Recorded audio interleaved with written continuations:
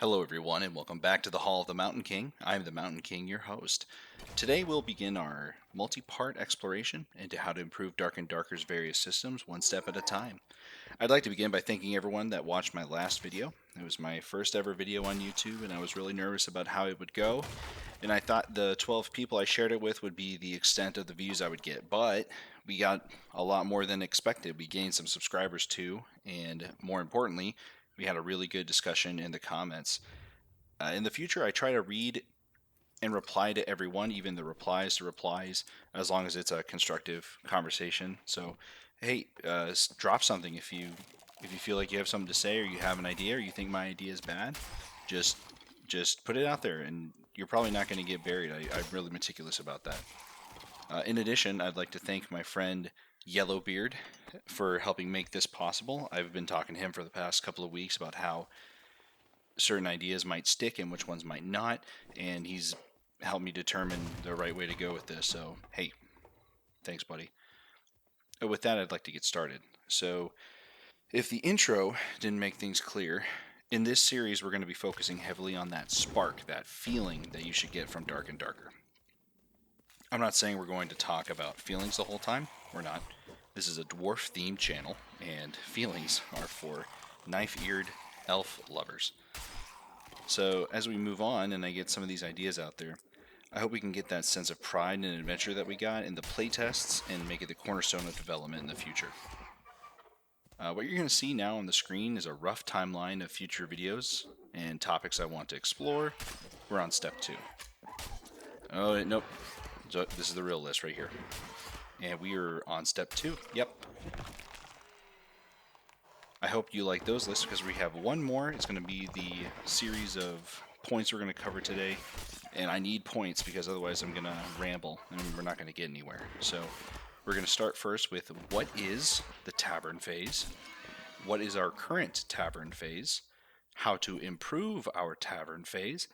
And what I would like to see in the future once everything's implemented. And we'll end with some Dwarven wisdom.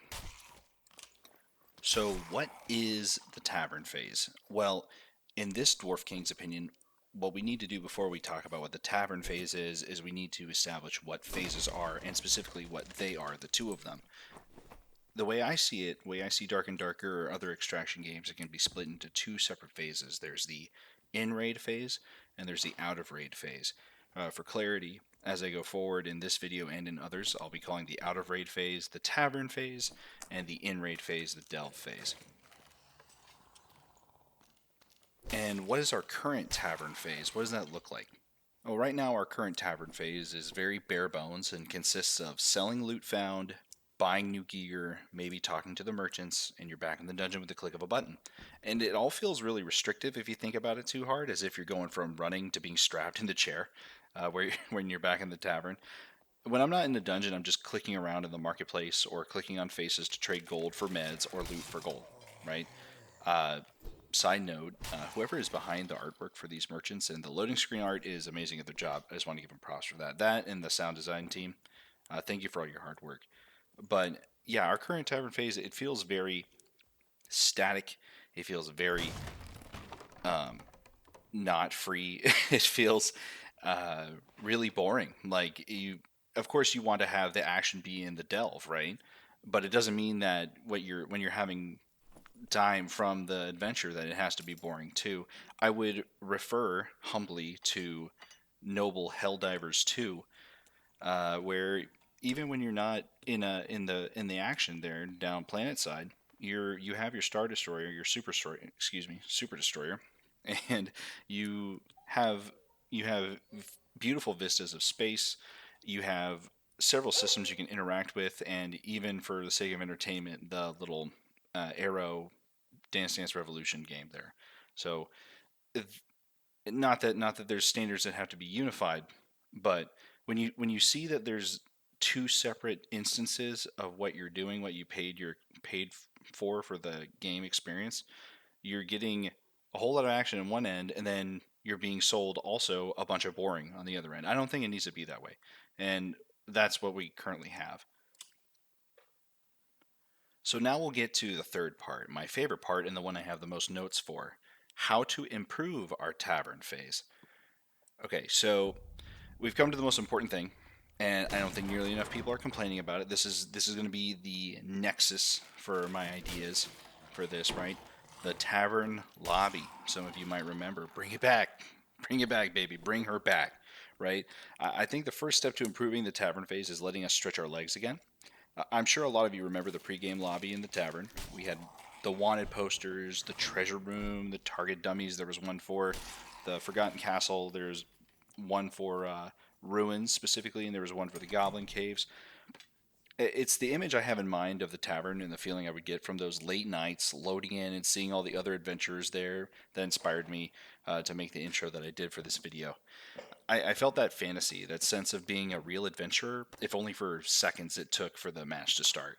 On the theme of staying on our feet, I propose a parallel to the Tarkov hideout or Helldiver's Super Destroyer to be implemented.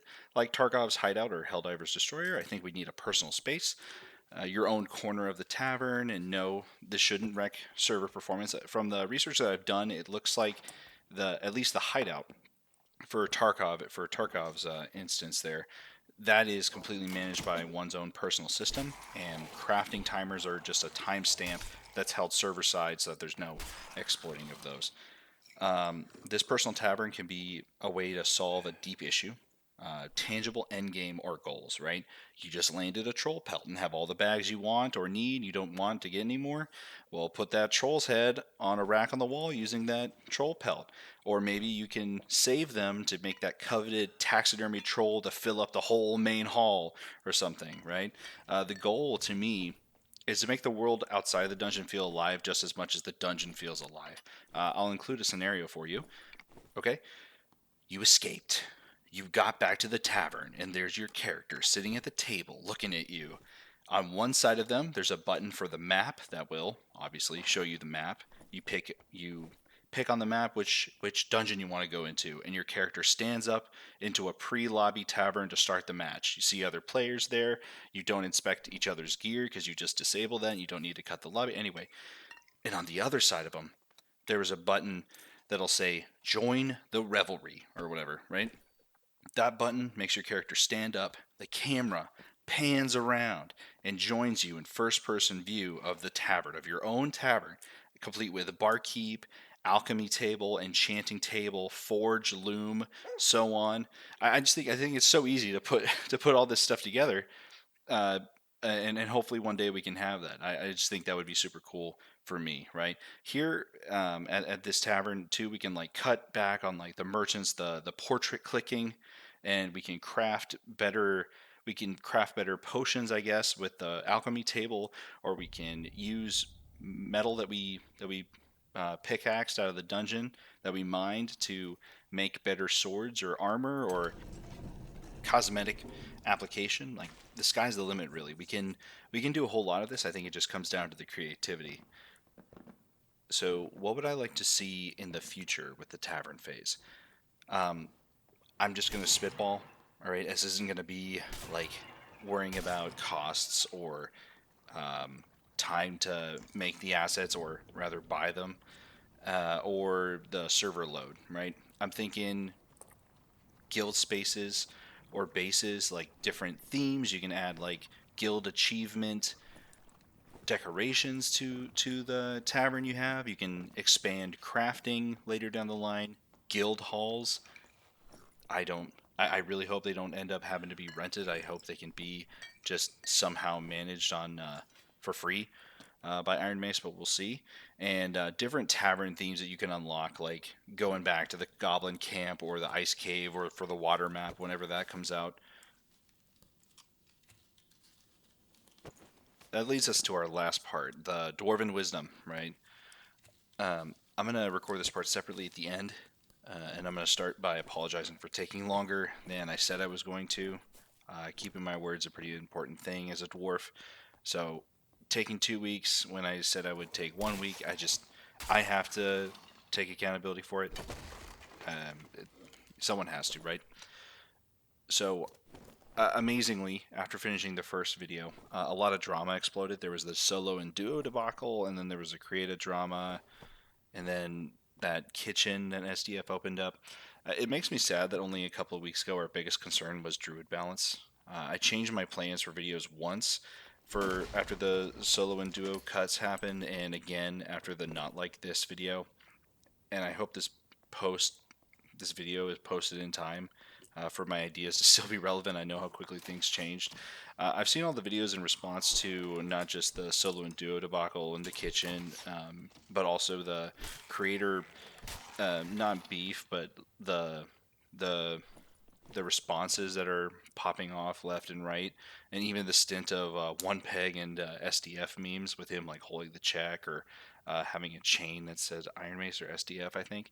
Um, Really, the only thing that matters to me, and I keep up with the community and like what's going on out of principle because I'm part of the community and the videos are funny. But the thing that really matters for me, the only thing that really matters for me, is having a creative outlet to tell the people with the power at Iron Mace what would make this game more fun for me. And I hope my taste is good, and that also applies to you. Uh, Finally, your wisdom. Okay, nostalgia is a wonderful distraction. It's a really good feeling, and it becomes the strongest when we are worried about future progress. When we're scared about what's coming up, that's when we are most prone to falling into nostalgia. I'm not saying nostalgia is a bad thing. I'm saying when we have feelings of nostalgia, that it happens most when we're concerned about future progress. And the reason that's relative to what we're talking about is it's a comment that I made on a video earlier this week, and it was regarding SDF. Like most of my gripes in the end are. The concern I have is that I want to make the game what I want to play, what we want to play, and I think SDF is focused about making the game that he wants to make, right? And him wanting to make a game, if he is a designer and he's capable of doing that, he is entirely entitled to make whatever game he wants to make. However, him having a vision for a game, having a game that he wants to make, does not equate to it being a game that we want to play. And I think the problem is that as he goes toward his vision, it's like the pick one path meme, you know, like we want to go play the version on one side and he wants to make something different, which again is entitled to a degree, but it's just going to be resolved with them not getting money, the game dying, and their golden parachutes being tripped early. Um,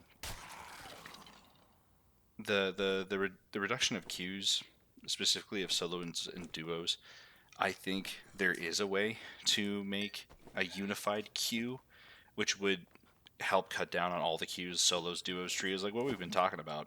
All of us have been talking about. There's too many queues. There's empty lobbies. I think there's a way to cut it down to be a essentially trio only, or unify all the queues so that solos and duos can join the trio lobbies. And there's ways to balance that, which we can get into. We will get into in further videos.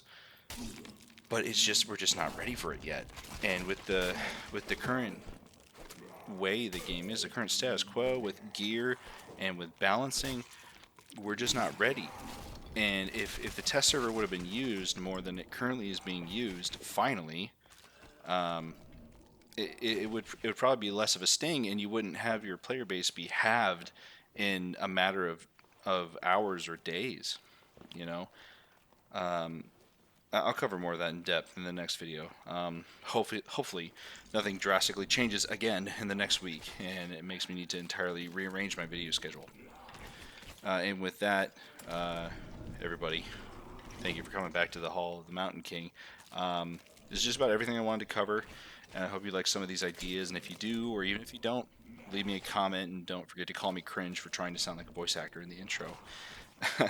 Subscribe if you'd like to see more. I'm getting better at video production, so this should be a faster process. Thank you for watching. I am the Mountain King.